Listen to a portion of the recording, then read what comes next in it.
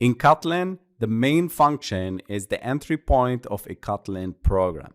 It serves as the starting point of execution when you run a Kotlin application. Here's a breakdown of what it means. Fun. This keyword is short for function. It's used to declare a function in Kotlin. Main. Main is the name of the function. In many programming languages, including Kotlin, main is a conventional name for the function that serves as the program's entry point. These parentheses are used to enclose the function parameters. In this case, there are no parameters inside the parentheses, which means the main function doesn't accept any command line arguments.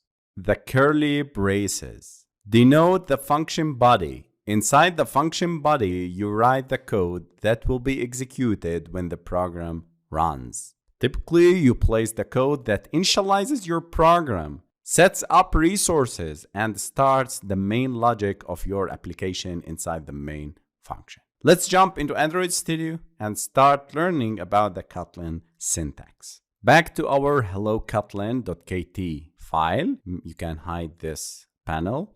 I'll start writing function main, and don't miss the curly braces. Our main function is empty. We need to write some logic. So I'll use println, and here I'll include inside these quotes, hello, my friends. This line is a simple Kotlin statement that is used to print the text hello, my friend to the standard output, usually the console or the terminal. Println, this is a Kotlin function used for printing text. It stands for print line and is used to output text to the console followed by a new line character which moves the cursor to the next line. And this is a string literal enclosed in double quotation marks. It represents the text that you want to print. When you execute this statement within a Kotlin program,